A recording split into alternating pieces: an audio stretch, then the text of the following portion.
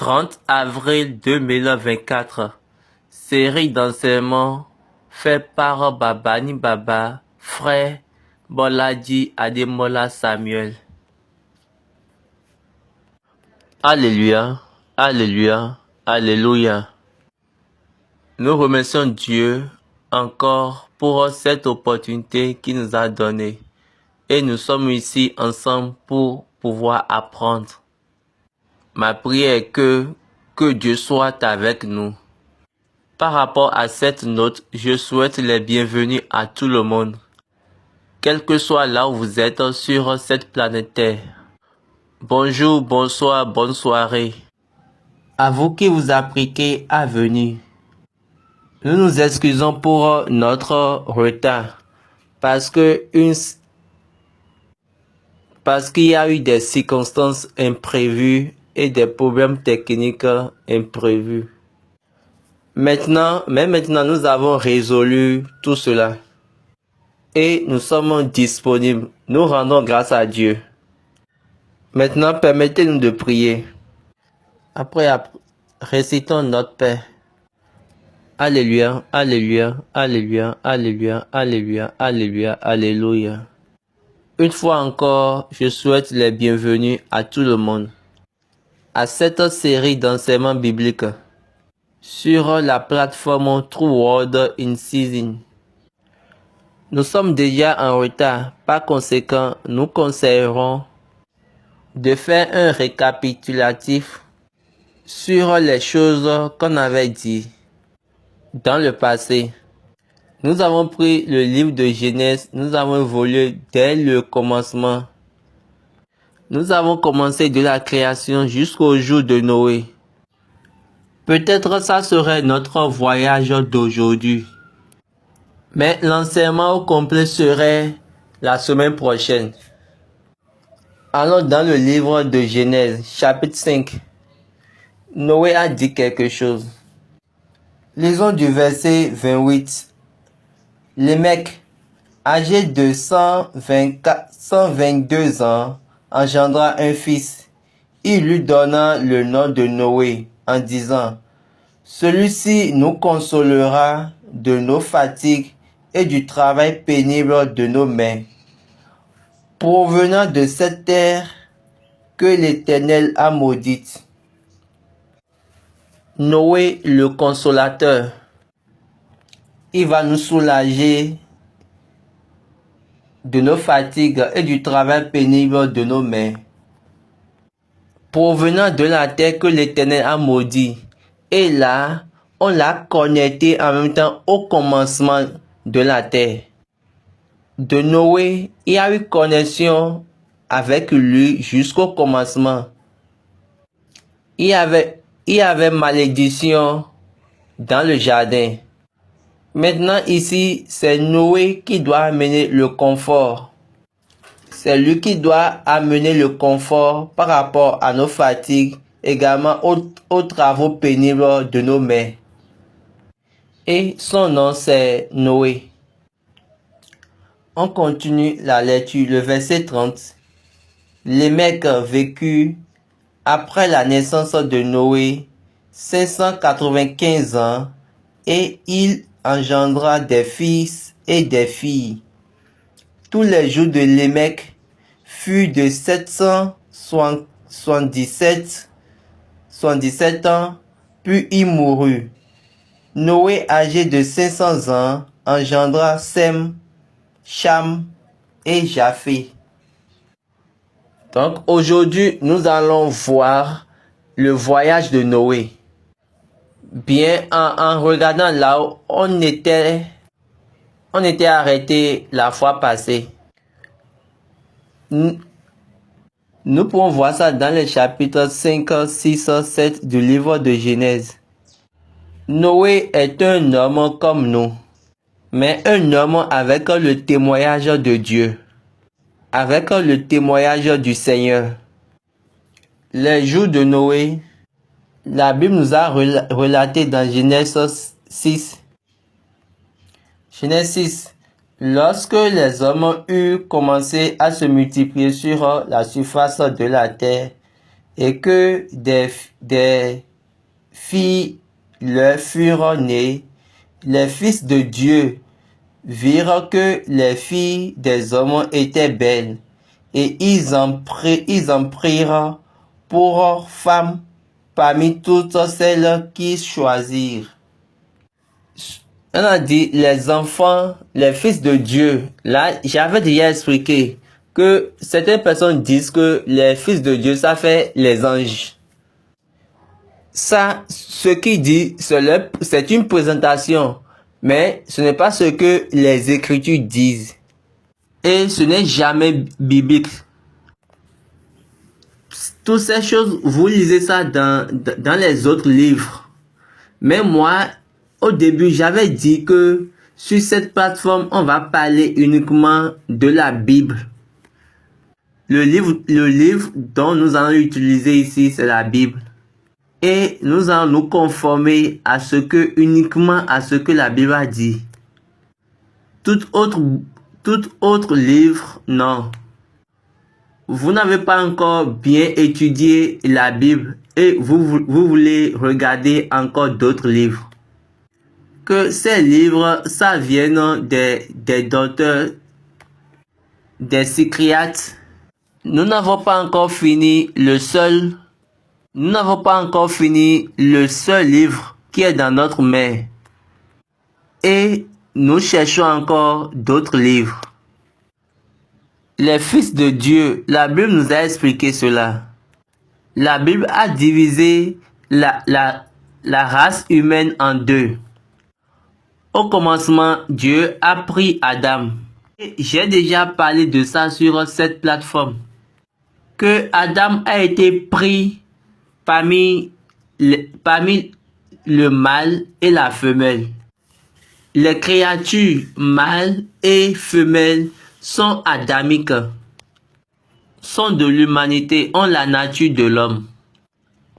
Adam était parmi ceux-là. Donc après avoir péché et après sa mort, la mort était entrée en toutes choses. La mort dans la vie d'Adam, l'homme n'a plus aucune représentation devant Dieu. La mort dans la vie d'Adam a montré que l'homme n'a plus aucune représentation devant Dieu ou avec Dieu parce que la nature, l'homme, Adam a été pris, parce que le mâle Adam a été pris comme la représentation de Dieu, de ceux qui sont adamiques. Adam est l'homme qui représentait les hommes devant Dieu. C'est le représentant des hommes devant Dieu. C'est le candidat de Dieu. C'était la sélection de Dieu parmi les adamiques. Eux tous les mâles et toutes les femelles, on les appelle les hommes, on les appelle les êtres de l'humanité. Ils étaient à la nature de l'homme. Regardez, Dieu a utilisé une ligne dans la création, Genèse 1, verset 11. Puis Dieu dit que la terre produise de la verdure, de l'herbe portant de la semence, des arbres fruitiers donnant du fruit selon leur espèce. Écoutez bien, on dit espèce, selon leur espèce, selon leur nature. Ils étaient tous adamiques. Adam. Eux tous s'appelaient Adam. Mais Dieu a choisi un qui va représenter eux tous comme son candidat. Le candidat de Dieu, la sélection de Dieu. Donc, il a été candidat pour représenter tous les autres. Et là, il est devenu maintenant homme. On a dit Adam, homme. Il a deux identités. Il est homme, il est encore Adam. Il est homme et il est encore adamique. Quand Dieu disait, le jour où tu vas manger le fruit, tu mourras, il ne parlait pas à Adam, mais il parlait à l'homme. Et quand l'homme a mangé vraiment, l'homme est mort. Et ça restait Adam. L'homme est mort et ça restait l'adamique. De là, Jésus était venu pour détruire, l'adamique et pour pouvoir ramener l'homme. Donc, il faut savoir, il y a l'espèce humaine. Il y a l'espèce humaine qui est adamique. Et il y a l'homme. L'homme qui est considéré comme le représentant et le candidat de Dieu. Donc, l'homme est le représentant, est considéré comme le représentant des hommes devant Dieu. Au vivant d'Adam, quand il avait péché, Seth était né après avoir que Caïn a tué Abel. Veuillez m'excuser, après que Caïn a tué Abel, Seth est né. Et après, nous venons maintenant chez Enoch. Genèse 5, 22. Enoch, après la naissance de Methushélah, marcha avec Dieu 300 ans. Donc, c'est de là l'homme a encore recommencé par marcher avec Dieu. Maintenant, regardez cette ligne. Ceux qui étaient appelés à appeler le nom de Dieu, peuvent-ils devenir le fils des hommes? Et regardez ceci, ceux qui n'appelaient pas le nom de Dieu sont devenus les fils des hommes.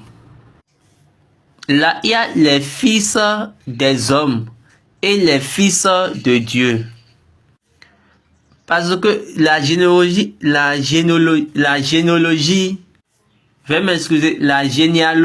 d'Adam, ils ont quitté la présence de Dieu. N'oubliez pas ceci, l'homme qui était mort était en Adam. Il était parti s'ajouter aux adamiques, les hommes de son espèce. Et là, on les appelle les fils de l'homme.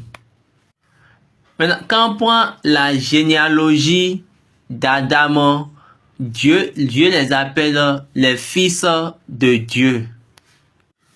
Luc 3, verset 23, jusqu'au dernier verset. Là, vous allez voir qu'on a fait la généalogie d'Adam, la généalogie de Jésus. Et à la fin, le verset 38, fils d'Énos, fils de Seth, fils d'Adam et fils de Dieu. Donc, Jésus, fils de Dieu. Donc là, nous allons voir qu'il y a les fils de Dieu.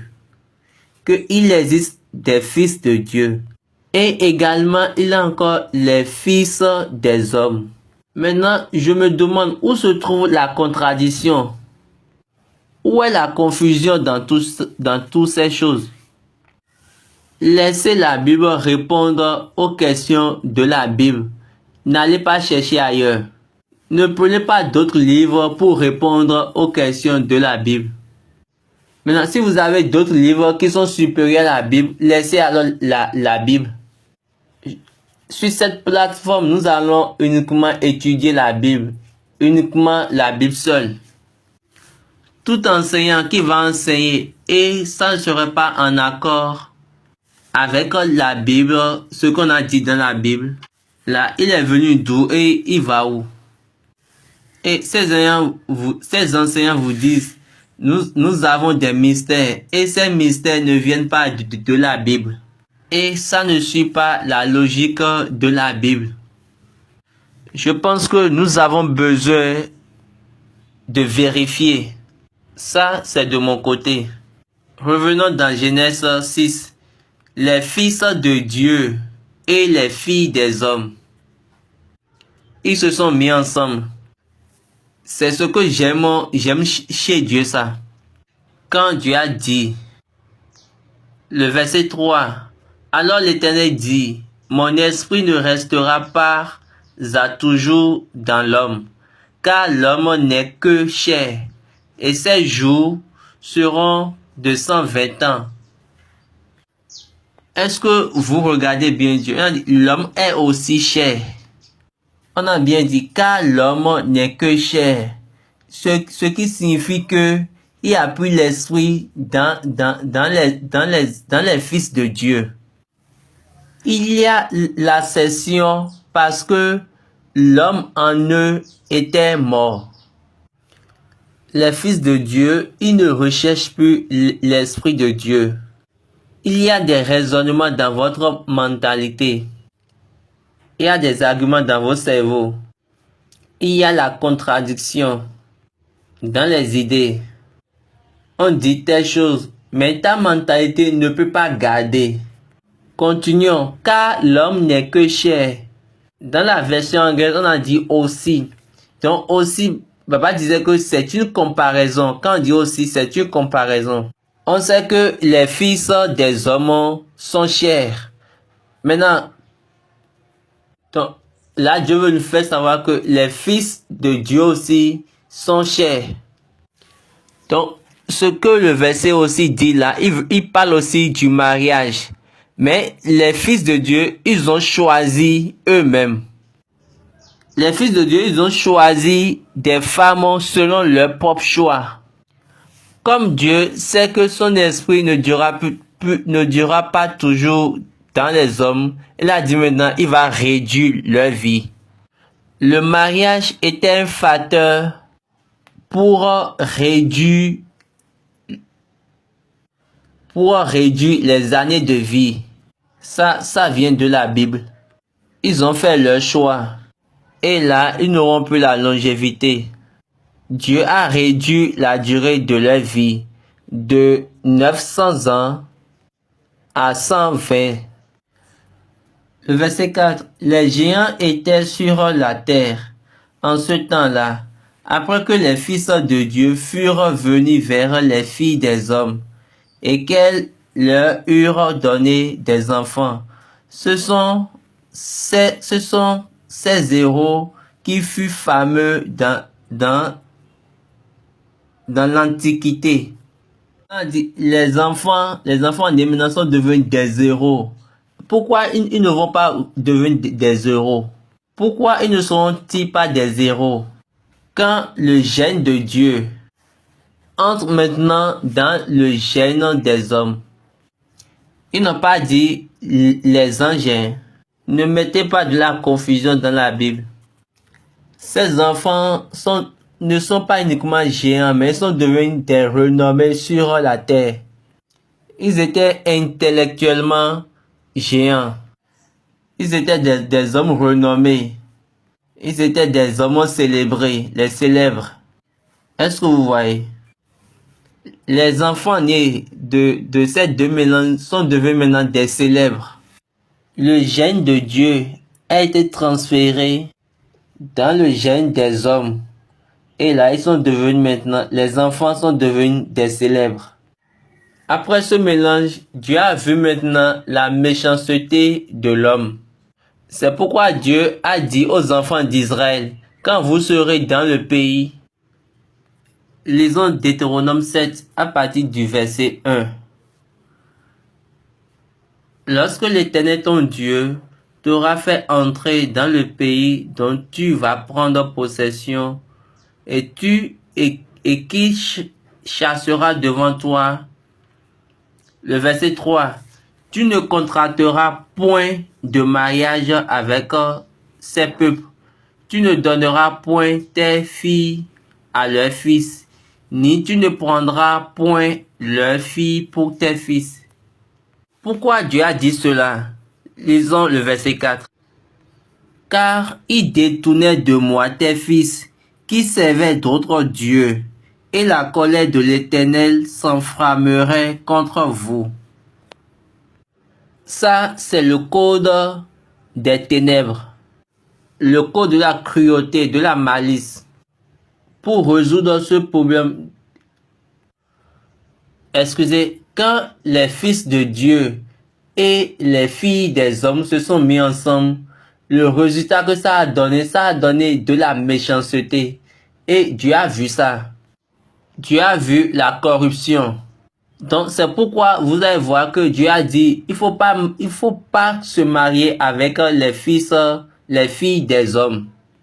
De même que les fils des hommes ne marient pas les filles de Dieu. Ne faites pas de la transplantation. Ne faites pas de mélange. Pourquoi Dieu a refusé ça? Parce qu'il a constaté quand on prend un de Dieu, un fils de Dieu et un fils des hommes, et on les met ensemble, on voit maintenant la corruption. Les ténèbres, on voit maintenant la méchanceté. Donc, il voit que la méchanceté des hommes grandissait, s'accroissait. Et toute imagination de leur cœur, c'est comment faire pour continuer dans la méchanceté. Revenons, Genèse 6, verset 6. L'Éternel se repentit d'avoir fait l'homme sur la terre, et il fut affligé en son cœur. C'est de là Dieu a décidé d'exterminer les hommes sur la terre. Le verset 8. Noé trouva grâce aux yeux de l'Éternel.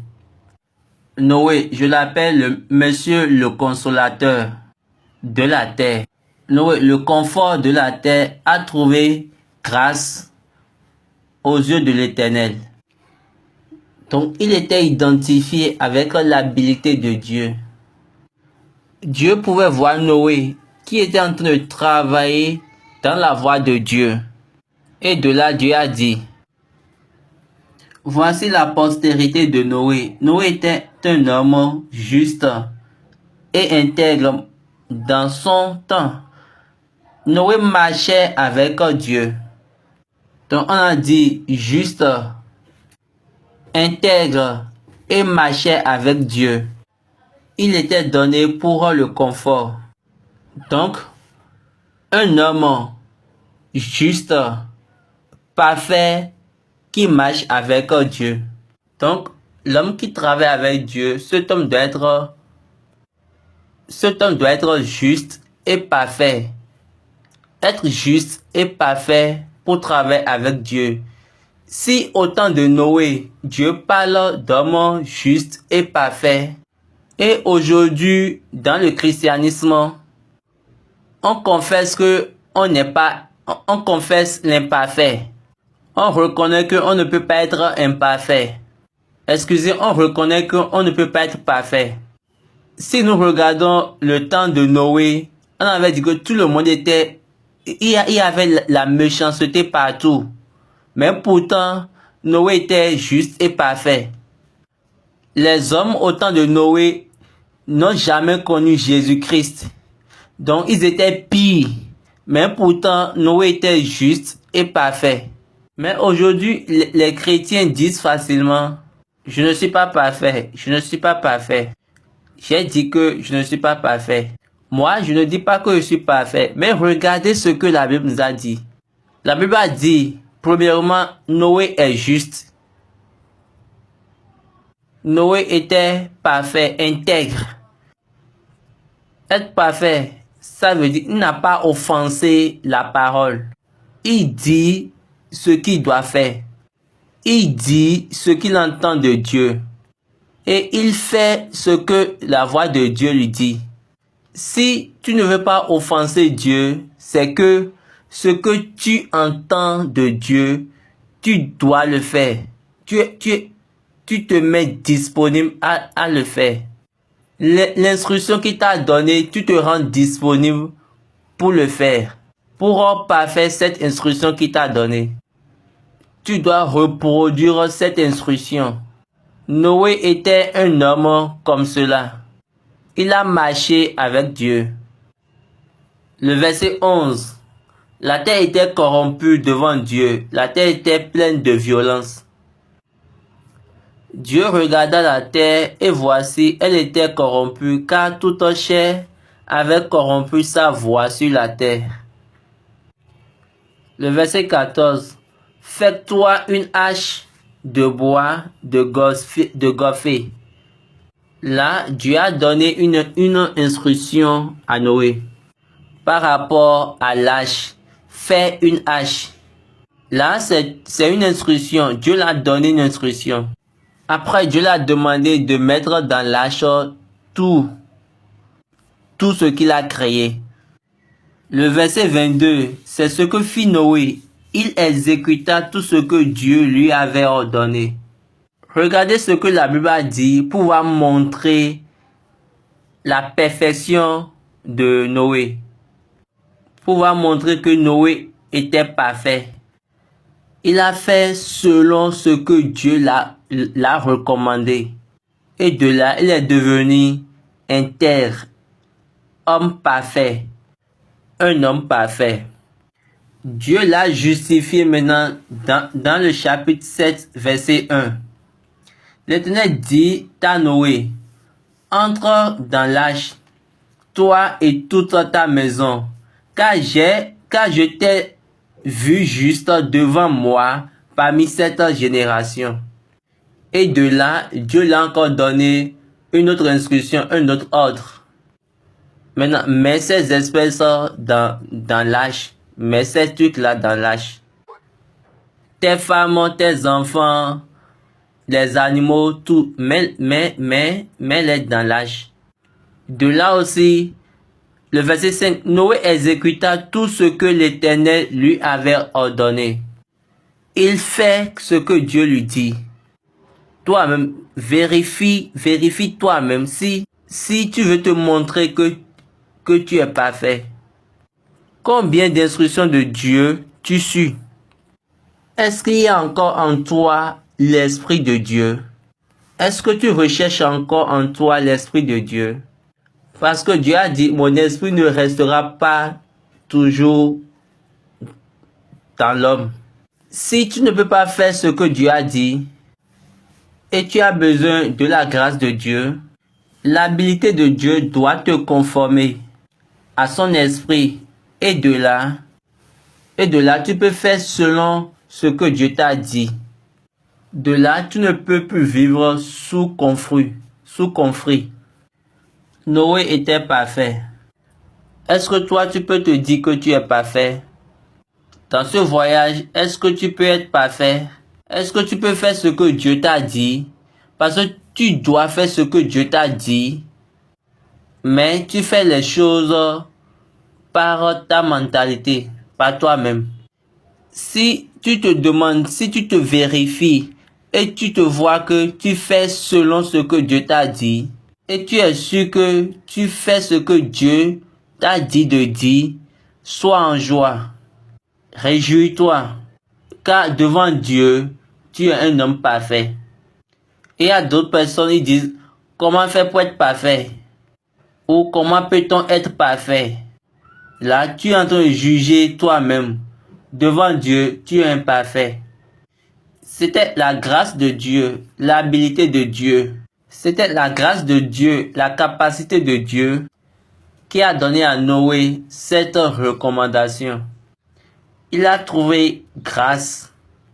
Il a trouvé grâce aux yeux de Dieu parce qu'il était juste, parfait et marchait avec Dieu. Pose-toi des questions.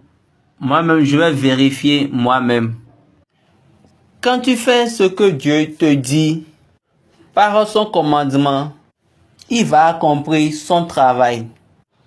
Le premier problème que nous avons est que nous ne faisons pas selon Dieu, selon ce que Dieu a donné. Nous commençons par harceler ou traquer et se colorer avec lui pour qu'il exécute son travail dans notre vie. Tant que vous n'allez pas vous discipliner votre mentalité pour connaître ces choses maintenant, que vous avez besoin d'être parfait devant Dieu. Pour être parfait devant Dieu, il faut faire ce que Dieu t'a dit. Vous avez besoin d'être parfait. Vous voulez être parfait en quoi? En ce qu'il vous a dit. Maintenant, si vous gardez votre propre mentalité, Noé n'a pas gardé, Noé n'a pas prié. On n'a pas vu ça dans la Bible. Noé n'a pas dit, Dieu, tu m'as dit que je dois être si. Maintenant, amène la pluie. Il faut accomplir ta parole dans ma vie. Quand nous allons dans la Bible, vous allez voir qu'il n'y a aucune partie, on a dit que tu dois prier pour recevoir. Mais plutôt, ils vont dire, tu dois suivre, tu dois être obéissant. Et la seule chose qu'on nous dit, c'est que si tu obéis à la voix de Dieu, à la voix de l'Éternel ton Dieu, en observant et en mettant en pratique tous ces commandements que je te prescris aujourd'hui, l'Éternel ton Dieu te donnera la supériorité sur toutes les nations de la terre. Quand vous lisez de 1 à 14, vous n'allez jamais voir que Dieu a dit, si tu pries, je vais te faire ceci. Il va te dire toujours, si tu es obéissant, si tu fais ci, je vais te faire ceci. Nous n'allons pas discuter pour ça. Ce que nous voulons, nous devons aller vers la perfection. Nous devons devenir parfaits. La lettre de Paul aux Hébreux a dit, Hébreux 6, verset 1. C'est pourquoi, laissant les éléments de la parole de Christ, tendons à ce qui est parfait, sans poser de nouveau le fondement du renoncement aux œuvres mortes, de la foi en Dieu, de la doctrine des baptêmes, de l'imposition des mains, de la résurrection des morts et du jugement éternel. Le verset 3 a dit, c'est ce que nous ferons si Dieu le permet. Nous allons les faire selon la permission de Dieu. Maintenant, où est la capacité de Dieu que nous recherchons? Sois parfait. C'est pourquoi Jésus nous a dit dans le livre de Matthieu 5, 48, soyez donc parfaits, comme votre Père Céleste est parfait.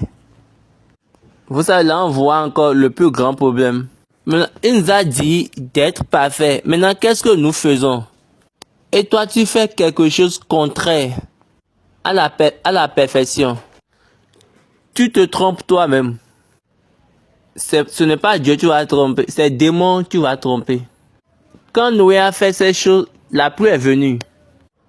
Au moment où tu peux faire identiquement selon la voix de Dieu, tu dois être attentif et tu dois être obéissant à sa parole. Si tu es obéissant à sa parole, Dieu se justifie lui-même, a fait toutes ces choses sans toi. Excusez, sans ton appel. Dieu connaît. Il connaît ce qu'il connaît. Il dit ce qu'il veut faire. Mais malheureusement, toi tu travailles selon toi. Et tu détournes ta mentalité de Dieu. En faisant cela, tu ne peux pas devenir parfait. La ligne d'aujourd'hui, ce que nous avons gardé, c'est que pour que Dieu accomplisse sa parole dans ta vie, tu dois être parfait. Là, tu n'as pas besoin de prier et ça n'a même pas besoin de la prière. Ce qu'il a dit, il faut le faire. Il faut le faire comme il a dit. Et on n'essaie pas d'être parfait. Je veux essayer d'être parfait. Non. Sois sûr que c'est ce qu'il te dit, c'est ça que tu es en train de faire. Sois sûr que c'est ça que tu as. Si tu es convaincu que c'est ce qui te dit que tu es en train de faire, la Bible nous a dit dans Hébreux 10, 32 à 36, souvenez-vous de ces premiers jours où, après avoir été éclairés, vous avez soutenu un grand combat au milieu des souffrances. En effet, vous avez eu de la compassion pour les prisonniers et vous avez accepté avec joie l'enlèvement de vos biens, sachant que vous avez des biens meilleurs et qui durent toujours. Le verset 36. Car vous avez besoin de persévérance, afin qu'après avoir accompli la volonté de Dieu, vous obteniez ce qui vous est promis. Là, Dieu n'a pas dit, on a besoin de la prière et des jeûnes. Il a dit, vous avez besoin de persévérance. Après, vous avez fait la volonté de Dieu. Là, vous allez obtenir votre promesse. C'est tout. Ne tardons pas sur ces choses. La vérité de Dieu est la vérité de Dieu. La semaine prochaine, on va commencer à partir du chapitre 8, Genèse 8. Mais aujourd'hui, gardez cette chose de cette plateforme que nous devons être parfaits. Et là, Dieu va vous aider. Et là, Dieu va vous donner la détermination. Il va vous donner la détermination par rapport à tout ce qui vous concerne. Ta perfection, c'est ce que Dieu a besoin. Arrête de donner ta mentalité. Arrête de donner ta mentalité à toutes les choses. Arrête de donner ta mentalité aux fous. Il faut laisser les fous mourir seuls. Je n'ai pas dit que je suis parfait, ni je ne peux pas être parfait. Je ne peux pas être parfait.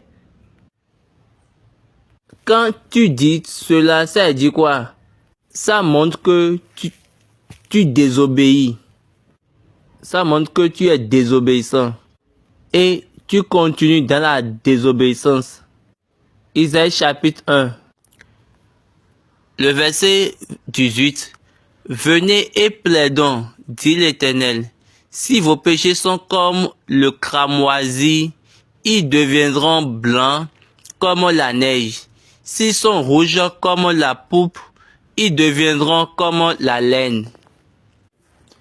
Le 19. Si vous avez de la bonne volonté et si vous êtes docile, vous mangerez les meilleures productions du pays. C'est tout ça. Ça, c'est Dieu. Qu'est-ce qu'il veut dire par là? C'est ceci. Nous devons suivre la volonté et nous devons être obéissants. Là, vous allez recevoir la promesse. Là, vous avez la promesse. Maintenant, au moment où tu ne suis pas la volonté de Dieu, tu te montres désobéissant. Et à chaque fois, tu présentes des excuses. Et à chaque fois, c'est toi qui te plains. Ce n'est pas ça parce que nous ne cherchons pas cela. Ce que Dieu cherche, il a dit. Il a dit, écoute-moi, suis-moi et sois avec moi. Que Dieu soit avec nous. Amen. Que Dieu nous bénisse tous. Maintenant, prions. Chantons cette fois Alléluia, Alléluia, Alléluia, Alléluia, Alléluia, Alléluia, Alléluia, Alléluia. Jeudi sera une autre occasion pour la série de questions-réponses. Je suis sûr que nous allons nous rencontrer le jeudi prochain. Dieu sera avec nous. Je m'attendrai de vous voir là-bas et de vous écouter. Permettons que nous raisonnons ensemble. C'est pour cette raison Isaïe a dit, raisonnons ensemble, amenez les questions. Nous pourrons dire toutes les questions, mais Dieu va donner réponse à toutes les questions. Il va nous donner tous les vraies réponses. Je vous ai dit, c'est ce que Papa Chava m'a dit, quand tu attends quelque chose de n'importe qui, et tu vas chez Dieu et tu poses des questions à Dieu, et Dieu ne te donne aucune réponse par rapport à ça. Il faut jamais faire cette chose, car ce n'est pas céleste. Et c'est ce que moi je fais jusqu'à aujourd'hui. Le jeudi prochain, c'est encore un autre jour. Et nous allons encore se voir sur la même plateforme ici pour les séries de questions-réponses. Je vous demande de nous joindre et nous allons raisonner ensemble. Et nous allons laisser Dieu qui va donner réponse à toutes les questions. Car sa voix, c'est notre vie. Nous pouvons être vrais dans la perfection. Que Dieu soit avec nous. Au revoir. Que Dieu vous bénisse. Merci.